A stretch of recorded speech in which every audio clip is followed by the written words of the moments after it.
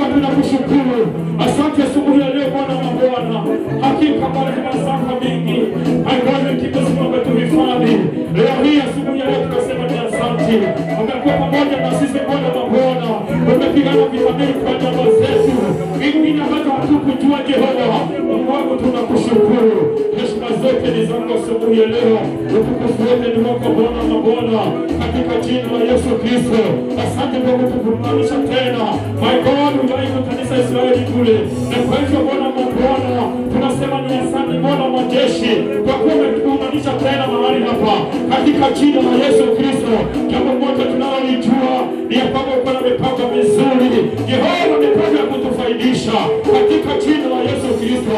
Na kwa hivyo kwa sababu ya hiyo, pokea sifa asubuhi ya leo. Utukufu wote ni wako Bwana wa Bwana. Hinda maitendo of Jesus. Asante kwa uwepo wako ndani ya nyumba hili.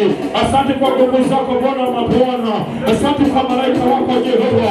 Asante kwa kutembea pamoja na sisi katika jina la Yesu Kristo. Asante kwa kuwa asubuhi ya leo Mfalme wa wafalme. Jehova umetamalaki. Asante Bwana wa Bwana kwa kuwa umechukua shukani. Hinda maitendo of Jesus. Tunakupenda Bwana. Haweli hakuna kama wewe. Asubuhi ya leo tunatangaza ni yako. Jehova tawala asubuhi yetu. Tawala kila wazo asubuhi ya leo. Katika jina la Yesu Kristo. Jehova tumekuja kukuwa tunakutarajia. Tumekuja kukutafuta Bwana wa Bwana. Wewe ni Mungu ambaye anapatikana kwa wale ambao wanakutafuta. Na kwa hivyo yeyote amekuja kukutafuta hapa. Jehova leo jihidhirishe kwake. Katika jina la Yesu Kristo. Wewe ibada zote ni zako mahali hapa. Tunazifunika na damu ya Yesu. Tunatangaza Bwana wa Bwana leo. Tembelea wanao Bwana wa Bwana. Katika jina la Yesu Kristo. Ni asante asubuhi ya leo Bwana wa Bwana kwa kuwa unanyamazisha kazi zote zingine zote katika jina la Yesu Kristo. Ni asante Bwana wa Bwana kwa kuwa leo Bwana wa Bwana unapinga kila madhabahu zote Bwana. Sina kuwa sinatupinga in the mighty name of Jesus. Pokea sifa kwa ukuu wako. Ni asante kwa kuwa umetamalaki. Tunakupigia makofi asubuhi ya leo. Kwa yale ambayo unapenda asubuhi ya leo. Tunakupigia makofi asubuhi ya leo. Kwa ukuu wako Bwana wa Bwana. Pokea sifa na shukrani. Na ni katika jina la Yesu tumeomba na kuamini. Sema amen. Pigia Bwana wa Bwana makofi. Tunapochukua nafasi yako katika jina la Yesu Kristo. Amen. Na kwa hivyo asubuhi ya leo bado Mungu wetu ni mwaminifu. Yeye anapatikana kwa wanaomtafuta. Haleluya. Wale wanaomtafuta ndio lake nasema kwamba yeye hupatikana kwao. Haleluya. Nao yeye husikia kilio chao, husikia maumivu yao, husikia sauti zao. Leo si Bwana akaonekane kwako wewe ambaye umekuja kumtafuta. Si Bwana akajidhihirishe kwako wewe ambaye umekuja kumtafuta katika jina la Yesu Kristo. Amen. Na kwa hivyo pigie Bwana mabwana makofi. Wewe bado jipigie. Hata kama umechelewa at least umefika. Hello. Hata kama umechelewa at least umefika. Amen. Hallelujah. Na wale tuliofitangulia hapa hakika tumemwona. Hallelujah. Tumekuona, tumekutana na yeye na yuko hapa katika jina la Yesu. Uwepo wake uko hapa in the name of Jesus. Kuna moto wake ndani ya nyumba hili. Kuna mkutano wa malaika hapa katika jina la Yesu Kristo. Pigie Bwana mabwana makofi katika jina la Yesu. Na kwa hivyo kwa muda kidogo sababu leo umechelewa sana, muda umeenda. Haleluya. Na kwa hivyo acha nichukue dakika zako 20 na tukasikia asubuhi ya leo na Bwana ako na mipango gani juu ya maisha yetu asubuhi ya leo. Nafungua nasoma kitabu cha Ezekieli 47 nianzie mstari wa 6 mpaka wa 9. Ezekieli 47 nianzie mstari wa 6. Na neno la Bwana nasema hivi: akaniambia, mwanadamu, je, umeona haya? Kisha akanichukua akanirudisha mpaka ukingo wa mto. Basi nikiisha kurudi, tazama, kando ya ukingo wa mto ulikuwepo miti mingi sana, upande huu na upande huu. Ndipo akaniambia, maji haya yanatoka kwenda pande za nchi ya mashariki, nayo yanashuka mpaka Alba na kuingia katika bahari. maji yatokezwayo yataingia baharini na maji yake yataponyeka. Tena itakuwa kila kiumbe hai kisongamanacho kila mahali itakapofika mito hiyo kitaishi. Kutakuwepo wingi mkubwa wa samaki kwa sababu ya maji haya yamefika huko, maana maji yale yataponyeka. Na kila kitu kitaishi popote utakapofikia mto huo. Bwana asifiwe. Haleluya. Bwana asifiwe. Na hiyo ndio neno la Bwana asubuhi ya leo. Na kabla ya hapo, na Bwana na neno na Ezekieli asubuhi ya leo. Ukisoma hapo kuanzia chapter 47 hapo mstari wa kwanza, utasikia neno la Bwana nasema kwamba naye Roho wa Bwana akamchukua Ezekieli, akamchukua na akamuonyesha, akampeleka mpaka mahali ambapo kulikuwa na madhabahu, na akamuonyesha mto ambao ulikuwa unatoka ndani ya ile madhabahu. Na neno la Bwana nasema ya kwamba alipokuwa akimuonyesha, akamuonyesha mtu mmoja aliyekuwa amekuja kupima jamani wingi wa yale maji. Na neno la Bwana nasema kwamba alipopima mara ya kwanza, akaona yale maji ilikuwa inafika tu pale chini ya miguu kidogo, na ndiposa akamwambia na tusonge mbele. Wakasonga mbele na wakapima tena, akaona kweli yale maji yameongezeka. Sasa alipoangalia akaona sasa na haya maji sasa imeongezeka, imefika kwa magoti. Akamwambia bado na tusonge. Na waliposonga kabisa, yale maji yakaendelea kuongezeka mpaka mahali ambapo Ezekieli alitazama vizuri na akasema jameni, na haya maji yameongezeka, na sasa imekuwa mto mkubwa, na sasa mtu hawezi tembea tena ndani ya hii maji unless aogelee. Haleluya. Unless aogelee. Haya maji yameongezeka. Na mahali tumesoma asubuhi ya leo, na Bwana akamuuliza swali, umeona haya yote ambayo nimekuonyesha? Na ndiposa Ezekieli akamwambia Bwana wangu nimeyaona. Na sasa Bwana akamwambia sasa, nataka turudi tena na wewe mpaka mahali hiyo mito ilikuwa imeanza. Bwana asifiwe. Na kwa hivyo akamrudisha mpaka kwa madhabahu, mahali ambapo ile mto ilikuwa imeanza kutokelezea, mahali ambapo ilikuwa source ya maji. Na alipoangalia vizuri, akaona jinsi maji yalipokuwa yanatokelezea, akafuatilia. Haleluya.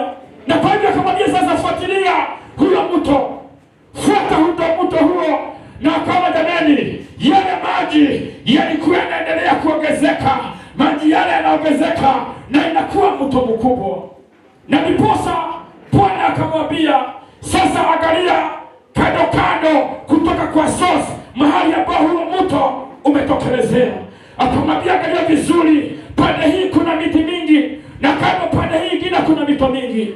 Na ni kweli alipoangalia akaona mito jamani, kuna miti ambayo ilikuwa jamani imekuwa kando ya mto pande hii, na pande nyingine miti imekuwa mingi na mirefu, na ilikuwa na afya mzuri, na ilikuwa inatoa jamani matunda yake. Bwana asifiwe. Na ndiposa akafuatilia ule mto, na akatambua kitu moja, mahali yoyote yule mto ulikuwa unapitia ulikuwa unaleta uhai.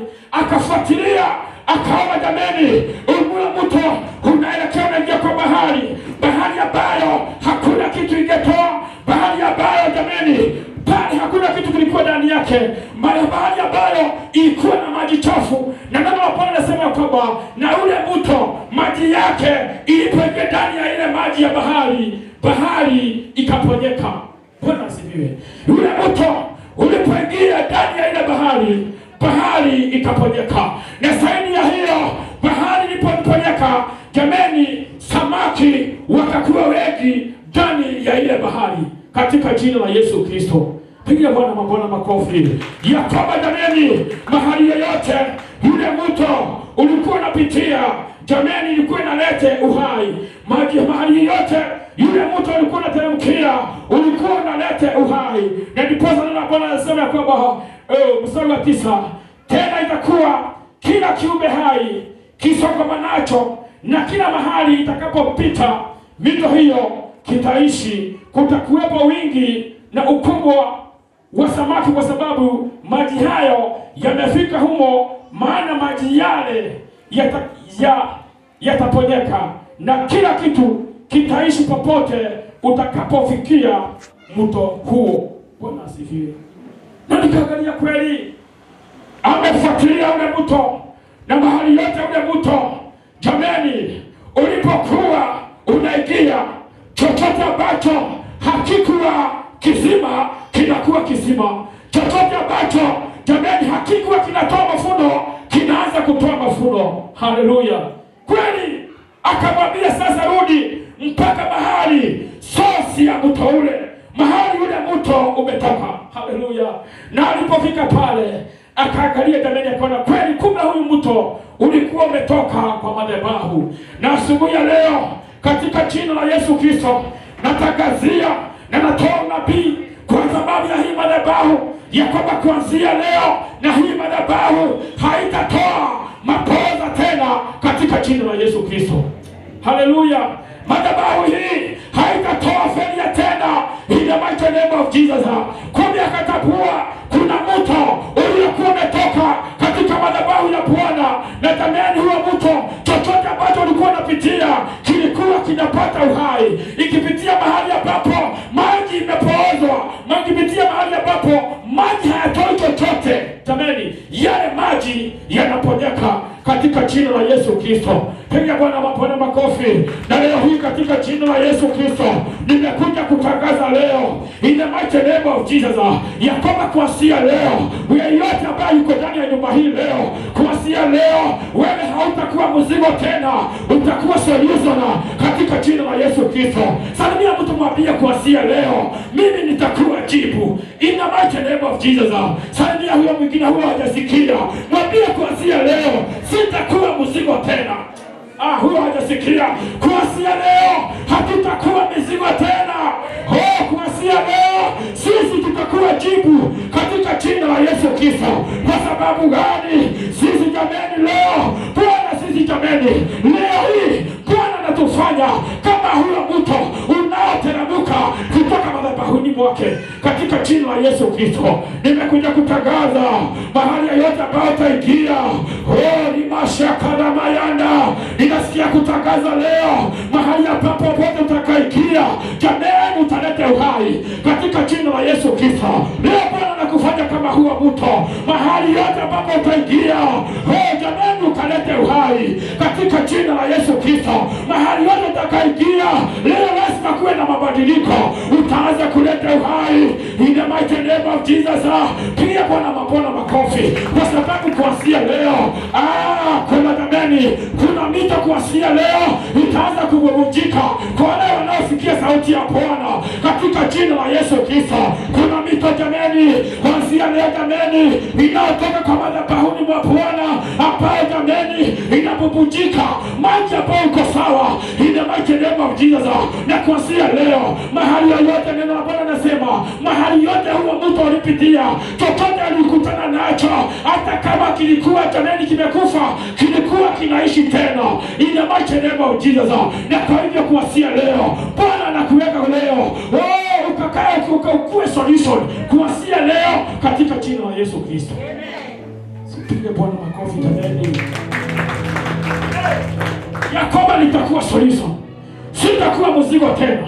Natangaza hautakuwa mzigo tena kwa wewe. Katika jina la Yesu Kristo. Natangaza hautakuwa mzigo tena.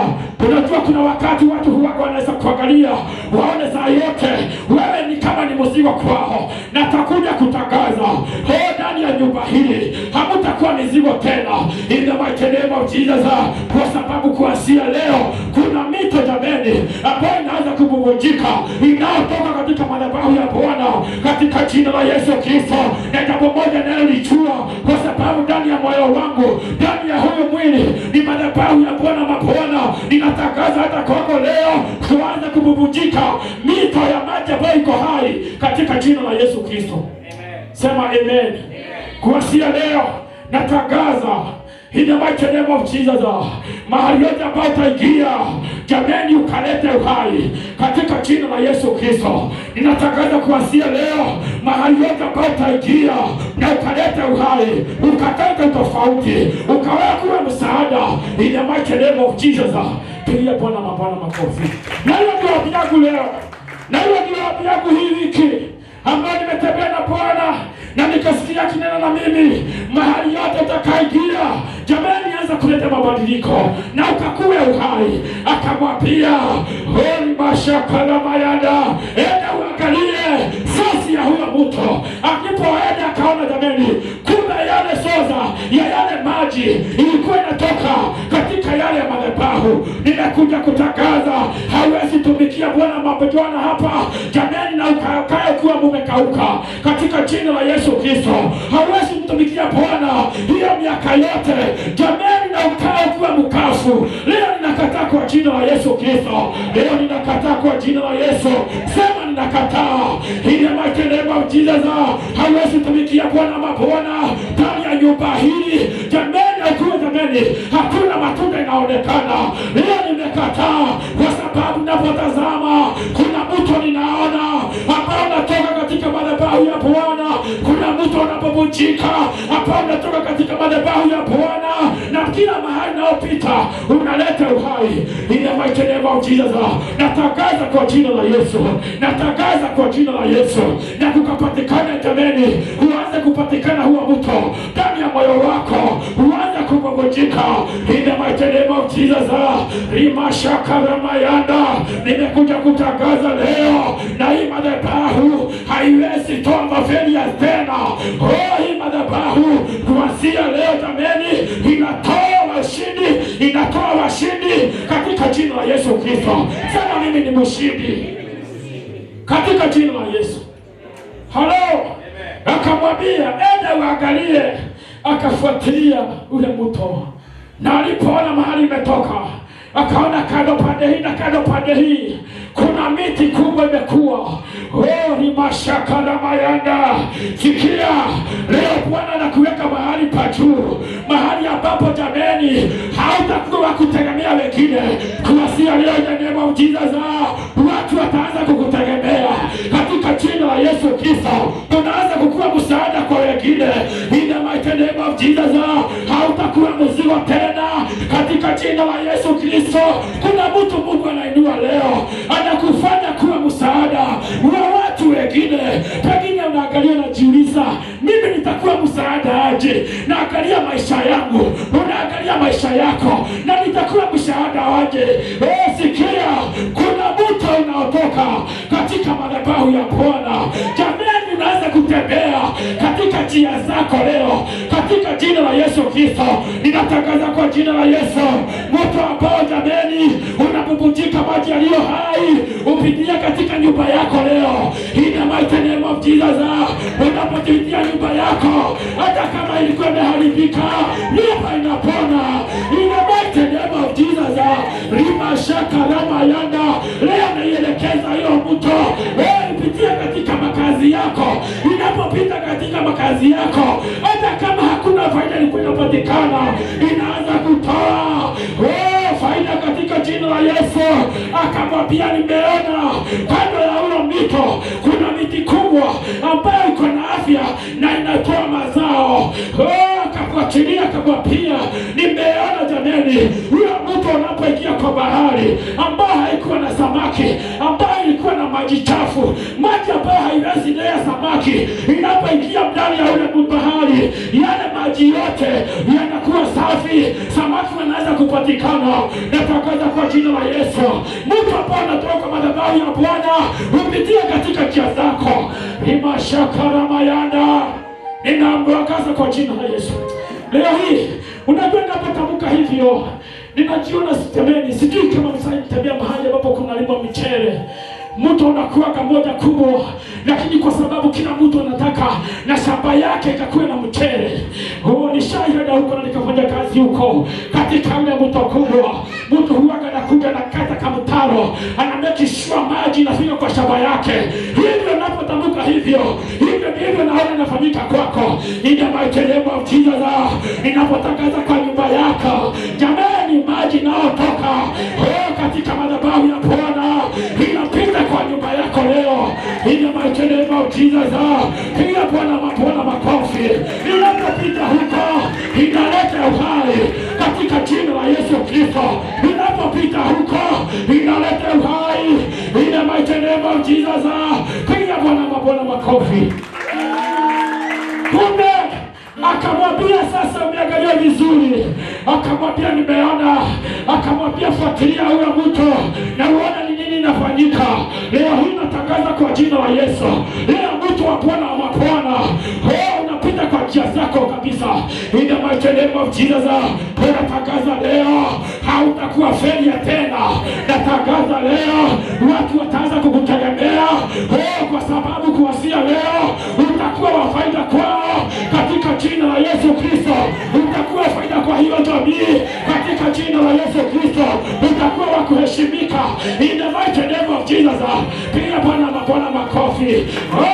Kama ni hivyo leo nimekubali na huyo mto upite katika jamii yangu, upite katikati ya shamba yangu katika jina la Yesu Kristo.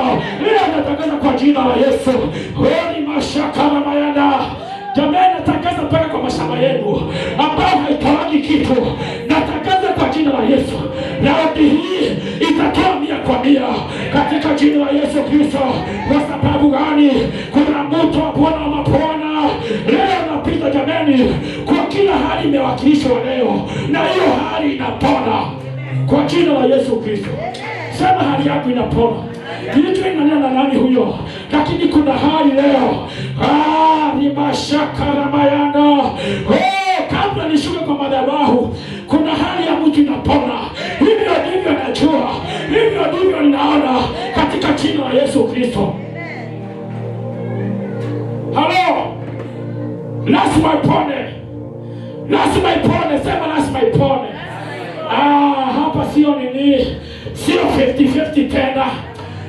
Niko na hakika lazima jamii yangu ipone. Lazima hiyo ndoa ipone. Hiyo ndoa yako lazima ipone leo. Ni mashaka na mayanda. In the mighty name of Jesus. Hii huduma lazima ipone. Jamani, katika jina la Yesu Kristo. Sikia neno la Bwana nasema kwamba ile mto ulipoingia baharini samaki wengi wakapatikana. In the mighty name of Jesus. Leo natangaza kwa jina la Yesu, mtu ambao unatoka katika madhabahu ya Bwana upitie katikati ya huduma hii. In the mighty name of Jesus. Unapopita jamani, kila vizuizi huaga vinaondoka. In the mighty name of Jesus. Ile mtu unapoingia kwa bahari, maji yote ilikuwa ya chumvi, maji ambayo haiwezi jamani haiwezi funga jamani, samaki inakuwa sawa. Leo hii katika jina la Yesu. Leo lazima ipone. Leo lazima ipone. Leo lazima ipone katika jina la Yesu Kristo. Natangaza leo lazima ipone. Sema leo lazima ipone. Hello. In the mighty name of Jesus. Na leo hii hata ukitoka hapa, hata wewe leo Bwana jamani, leo natoka hapa kama huo mto wa Bwana. Wewe unatoka hapa leo kama mto wa Bwana. Natangaza kwa jina la Yesu, mahali yote ambapo utaingia, wapenda na ukalete uhai leo katika jina la Yesu Kristo. Sema kuanzia leo, nitaleta uhai mahali yote nimeingia. Halo, hujasikia? Natangaza leo kuanzia leo mahali yote na popote ambapo nitaingia nitaleta mabadiliko katika jina la Yesu Kristo. Kwa sababu leo kuna mto jamani ambao unaanza kububujika ndani ya moyo wangu katika jina la Yesu Kristo. Natangaza leo na huo mto jamani uanze kububujika, maji ambayo ni safi katika jina la Yesu Kristo. In the mighty name of Jesus. Uanze kububujika maji ambayo ni safi katika jina la Yesu Kristo. Halo. Amen. Na sianze kububujika jamani kwa muda mrefu. Pengine jamani ni mashakala. Pengine jamani hakujawahi kuwa. Pengine jamani hakujawahi kuwa kukibubujika. Pengine yale ambayo ni kuna bubujika inatoka mama ambayo ni mabaya wakati wote. inatoa mawazo ambayo ni baya wakati wote. Leo hii ninatangaza kwa jina la Yesu na kuanza kububujika miti ya maji ambayo iko hai in the mighty name of Jesus. Diposa jamani, wa mama wapatikane kama hao, wakiingia mahali ambapo jamani wamama wanalia, wakiingia mahali ambapo wamama wamekata tamaa, kunapatikana mtu, kunapatikana mama kama huyo ambaye kama wengine wanalia anawaambia hapana, kuna kitu ninajua, analeta utofauti mahali pale katika jina la Yesu Kristo. Kukapatikana wazee ambao wataleta uhai, wakipatikana jamani mahali wazee wengine wanasema sisi hatufanyagi hivi, anawaambia jamani kuna solution hapa, tunaweza fanya hivi na mambo iwe sawa sawa. Ukikuta mtu pale kata tamaa, ni mashaka na mayanda jamani, nanena na yeye unamwambia tamini jamani, hata nilikuwa mbaya kuliko wewe, lakini Bwana akanirejesha, Bwana akanihifadhi, Bwana akanikopoa. Jamani, unapotamka hivyo kuna tumaini unaweka kwa ule mtu, kuna uhai unaleta kwa mtu katika jina la Yesu Kristo. Bwana makofi. Leo lazima kuna change. Sijui kwa muda mrefu, sijui huyo jamani ni maji gani moyo wako umekuwa unabubujika. Pengine kuna watu wengine wanaingia mahali anapoingia watu wanatoroka. Sinikwambia kuna mzee alikuwa ananiandama wakati wote, na akifika kwangu yale mambo anasema mimi mnachafua moyo wangu. Amen. Kwa hiyo kuna mito, kuna visima, kuna watu ambao huwaga wanabubujika. Uchafu, kitu ambacho nitakuweka watu chini, inabubujika maji ambayo jamani haina uhai wowote, kumbe ni ya kuua. Leo hii katika jina la Yesu, leo kisima chako leo na kianze kububujika maji ambayo italeta uhai katika jina la Yesu Kristo. Ya kwamba nasaidia mahali ya watu wamekata tamaa, ninawapia na tunanena na Bwana pahali pale jamani, na mioyo yao wanasikia wamekuwa relief jamani, ndani ya mioyo yao wanakuwa wamehuishwa tena na wanasikia nguvu za kuendelea katika jina la Yesu Kristo. Na kwa hivyo sitakuwa naingia mahali ambapo watu wanalia na mimi niendelee kulia. Ukikuta mahali watu wametoa nguo na wewe unatoa nguo jamani, ukikuta mahali wasimu wametoa zote na wewe unatoa, hata hakuwezi kujulikana wasimu ni gani jamani. Kwa sia leo leta utofauti. Nisalimie mtu mwambie kwa sia leo leta utofauti katika jina la Yesu Kristo. In the mighty name of Jesus. Nikiingia kwa hilo nyumba kwa sia leo natangaza wewe moyo wako uanze kububujika kitu ambacho ni hai, maji ambayo ni hai, na moyo wako kinywa chako kianza kuleta uhai kwa mpaka wale compound mahali ambapo unakaa. Kama unapotamka neno jamani, hiyo neno linapenya na linarudisha wale watu katika njia za Bwana katika jina la Yesu Kristo.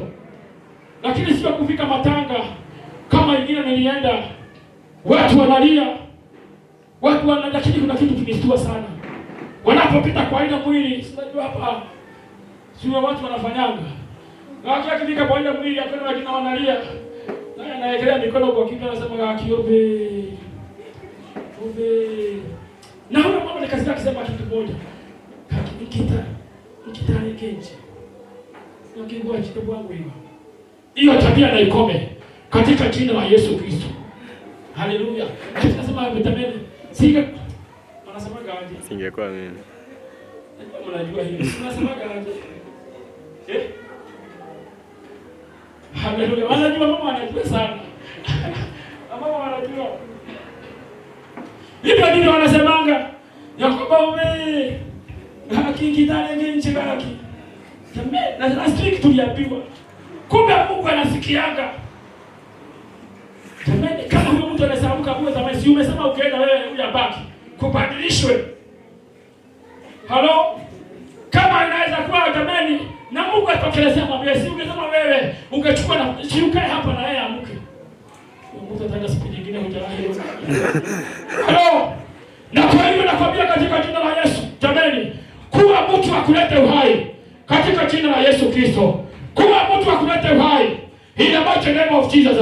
Kuwa mtu wa kutamka mambo ambayo yanaleta uhai kwa watu wengine katika jina la Yesu Kristo. Piga Bwana mabona makofi. Niambia, siku moja kuna mzee mmoja kwetu alikuwa anaombaga. Na nilikuwa namfuataga zamani sana, akienda kuomba anaomba. Na kwa hivyo watu walikuwa wamejua mahali naombaga. Na kwa hivyo nafikana mahali naomba kabisa, nasema lakini naambia Mungu ya kwamba hata ukishuka leo mimi niko tayari kwenda na wewe. Halo. Najua hiyo story, najua nisemaga siku nyingine. Kumbe kuna mtu alisikiaga. Akajua hivyo ndivyo nataka leo nitakwenda katika mizani. Na kwa hivyo yule mtu akapanda, akatafuta tochi kubwa kabisa, akapanda kwa mti mahali naombeanga. Akakaa pale juu. Na katika maombi yake alipokuwa naomba, akamwambia Mungu, sasa mimi hata unichukue wakati kama huu niko tayari. Aya. Ule mtu aliposikia hivyo akamulika ile tochi yake kama asilia ile mwangaza kabisa. Alipomwoga na mwangaza kabisa, kumwambia mimi ni Mungu wako na nimesikia maombi yako na leo nimekuja kukuchukua. Ya mtu siagenda hata alikatiza nusu. Hata hakungojea.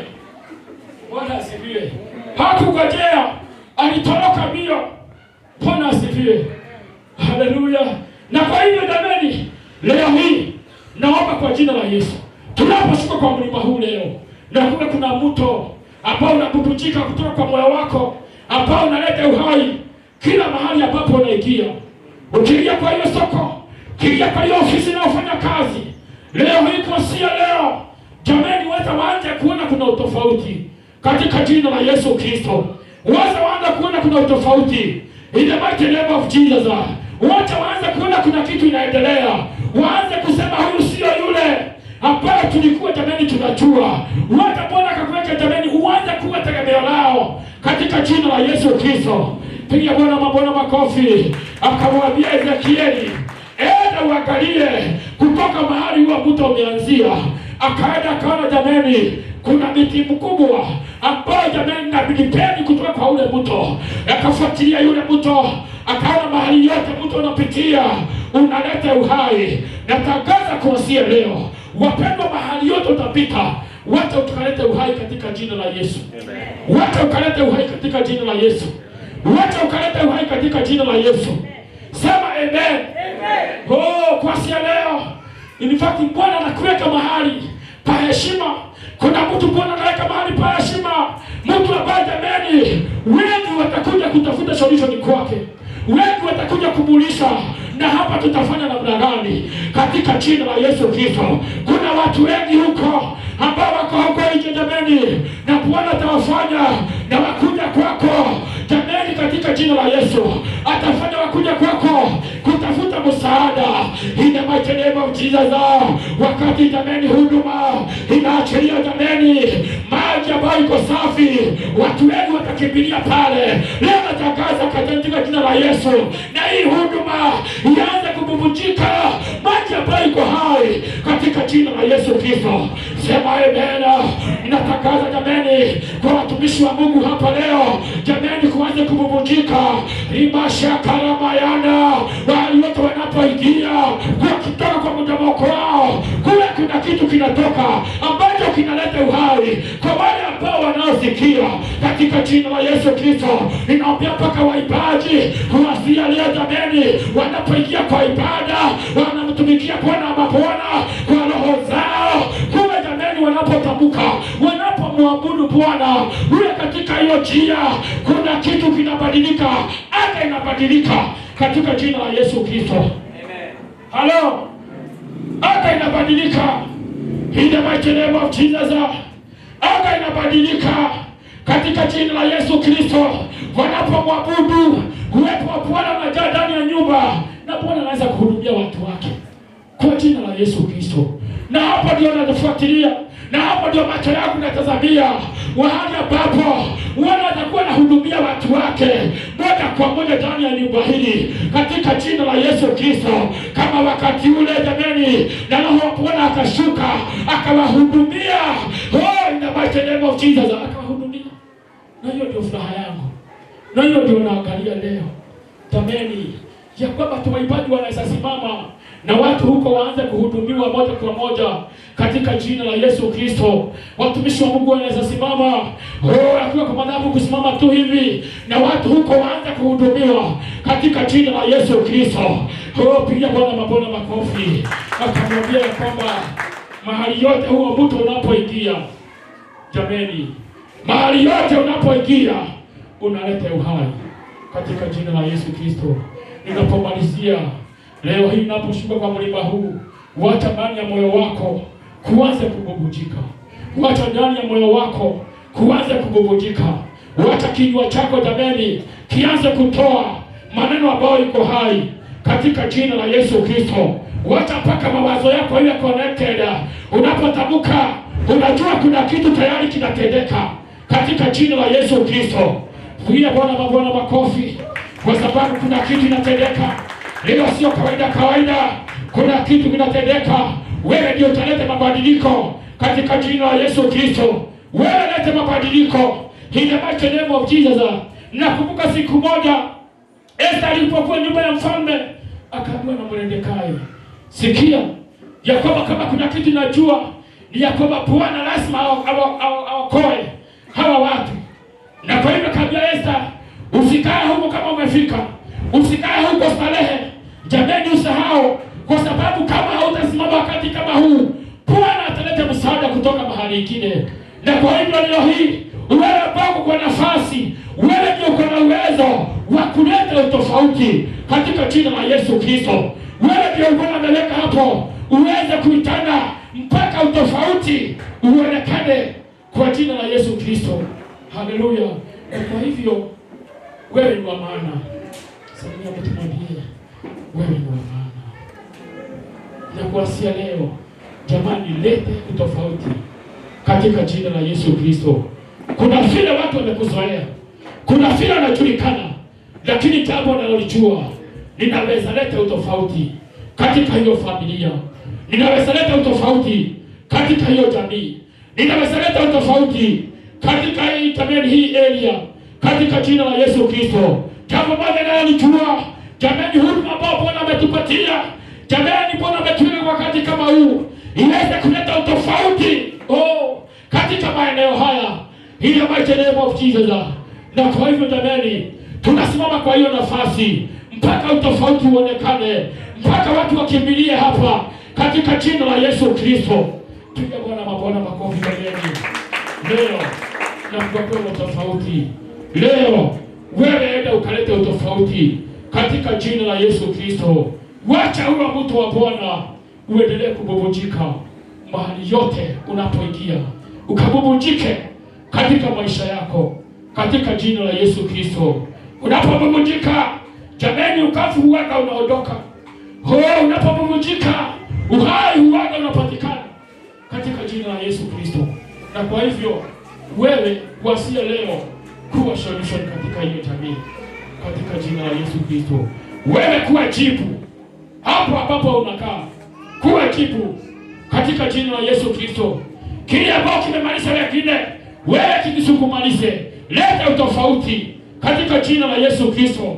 Mahali ambapo umezaliwa, leta utofauti. Kila kilichokula babu yangu kwangu hakitanikula na hakitakula watoto wangu. Hivyo ndivyo ninavyovijua katika jina la Yesu Kristo. Lazima kuwe na utofauti katika jina la Yesu Kristo. Kile kinamaliza wengine hakitanimaliza na hakitamaliza jamii yangu katika jina la Yesu Kristo. Kile kinakula huduma zingine, jambo moja najua siku ya leo, hakitakula huduma hii, hakitamaliza huduma hii, ile maitenebo ujinga zao. Kwa sababu siku ya leo Bwana jameni, kuna wasimamisha meleka mahali hapa katika jina la Yesu Kristo. Usiku na mchana waweze kupigana vita katika jina la Yesu Kristo. Na kwa hivyo kuanzia leo pigana vita mpaka ulete utofauti.